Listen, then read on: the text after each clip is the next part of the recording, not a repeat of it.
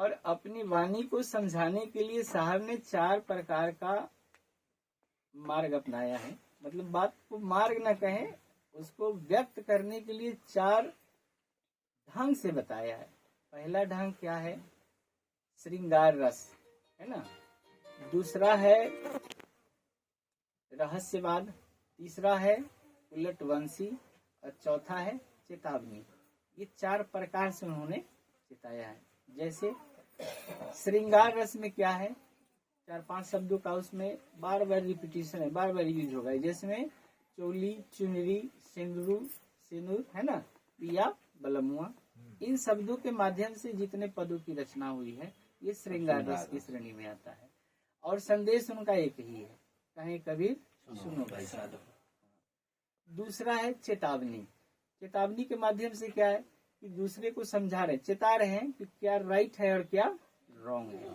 जैसे उन्होंने हिंदुओं को भी चेताया कि पाथर पूजे हरि मिले तो मैं पूजू पहाड़, है ना, इससे अच्छा पत्थर है चक्की है पीस कूट खाए संसार। लेकिन उन्होंने मुसलमानों को भी बताया कि काकर पाथर चुनी दे मस्जिद दियो बनाए, ता मुल्ला बैठ बांग दे बहिरा हुआ खुदाए।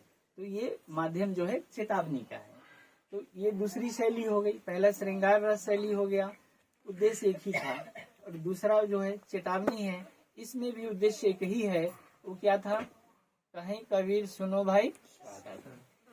तीसरा शैली है उलटवासी। जैसे जो कह रहे हैं लोगों को लगे कि उल्टा पुल्टा बोल रहे हैं, है ना, लेकिन वो उल्टा नहीं सीधा है। जैसे कहें कि कहे कबीर, क्या उलटवासी को सुनाइए आप लोग। आंगन सूखा घर में पानी, कहे कबीर साहब की उल्टी बानी, है ना, आंगन सूखा घर में पानी। तो ये कोई बानी उल्टा नहीं है, बरसे कंबल भीगे पानी भी होता है। तो इस तरह की जितनी भी बानियां हैं ये उलटवासी में आता है। तो इस शैली से उन्होंने उन लोगों को संदेश दिया जिनको उल्टा पुल्टा बात सुनना हो, तो वो थोड़ा आ जाते हैं नजदीक। तो वो नजदीक आ गए, फिर उनको बात बताएं। जब वो बात को खोले तो फिर बात सीधी ही नजर आती थी। फिर उनमें संदेश क्या छुपा था? कहे कबीर सुनो भाई, क्योंकि हर वाणी में वो यही संदेश देते रहते थे। बाद बाकी वाणी समझाने के लिए है, मूल संदेश लगातार चल रहा है। कहे कबीर सुनो भाई साधो। चौथा शैली था उनका रहस्यवाद। रहस्य मतलब जो शरीर के अंदर बहुत सारे यौगिक रहस्य छिपे हुए हैं। जैसे चक्रों की साधना है ना, प्रकाश की साधना है, साउंड की साधना है, ध्वनि की साधना है। ये सब साधना पद्धति से संबंधित जितना भी रहस्य उन्होंने खोला उसको उन्होंने कहा रहस्यवाद। जैसे जो जोगी जपी सन्यासी थे, उनको तो पिया बलमुआ कह के आप समझा नहीं सकते। वो कहेगा अरे तो बेवकूफ आदमी है। तो उसको थोड़ा कहेंगे ये चक्र है, ये है, वो है, तो उसको लगेगा हाँ बहुत पहुंचे हुए महात्मा लग रहे हैं। तो ये शैली से उन्होंने उनको बुलाने का काम किया था। फिर संदेश एक ही था, कहीं कबीर सुनो भाई। अब हिमालय में जाके नहीं साधो, गुफा में मत साधो, ऐसा उन्होंने नहीं कहा। जहाँ सुन रहे हैं वहीं साध है। साधने का मतलब क्या होता है? सीधा करना। साधना जो शब्द है सिद्ध से बना है, सीधा से। धनुष तीर अगर सीधा रहेगा निशाने पे जाएगा, सीधा नहीं रहेगा नहीं जाएगा। आप सांप को देखे कैसे चलता है? पीछे सबको आवाज आ रही है? हाँ हम बोलेंगे तब एक बार सब लोग सुन रहे हैं ना? सुनने पर कहानी सुनाते हैं आपको कि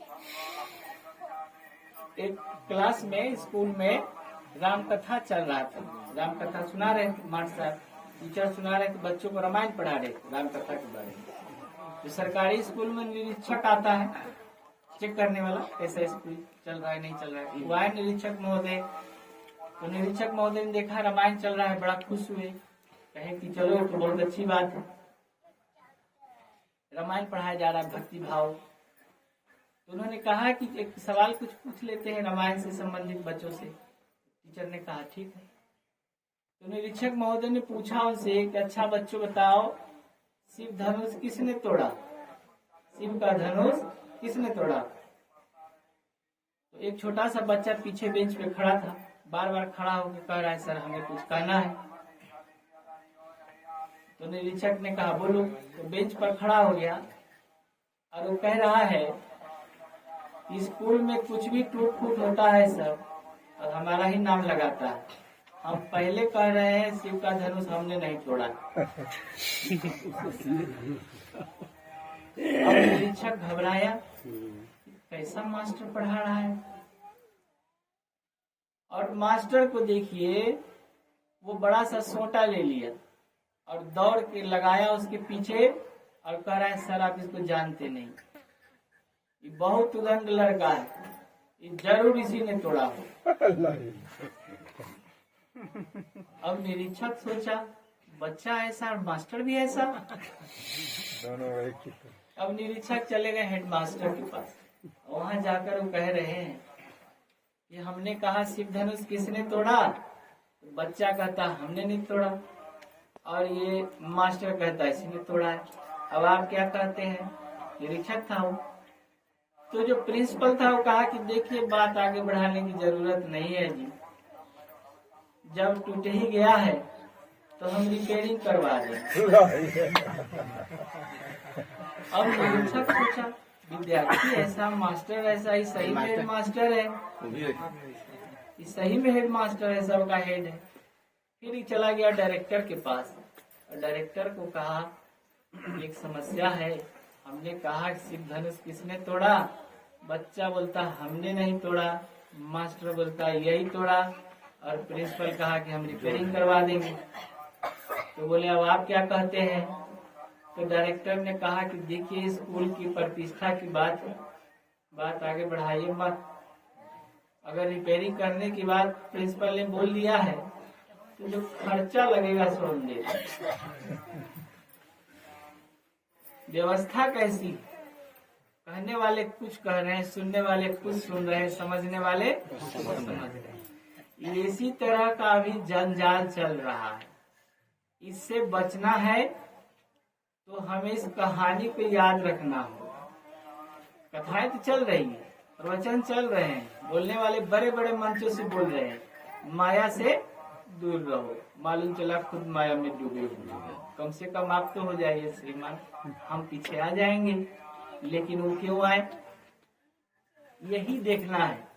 साहब कहते हैं करते नहीं मुंह के बड़े लवार, उनके मुंह काले हुए हैं साहेब के दरबार। तो हमें थोड़ा इस पर ध्यान करने की जरूरत है कि शायद जैसे घोड़ा होता है ना, घोड़ा का एक गुण होता है, मालूम है क्या? घोड़ा का जो आँख है, सब लोग सुन रहे हैं ना पीछे, सो तो नहीं रहे, आवाज कुछ नहीं आया, हो सकता है सो रहे हो। बोलिए परम पिता परमात्मा की जय। सही है ना, सही में नहीं ना सो रहे हैं। एक व्यक्ति था, भगवान बुद्ध का सभा चल रहा था, प्रवचन सुना रहे थे, कहीं जापान में थे उस समय, तीसरे मंजिल पर सुना रहे थे। तो एक व्यक्ति आता था, बैठ जाता था और आंख बंद कर ले और वो सो जाए, और लोग समझे कि आते हुए ध्यान में बैठ गया।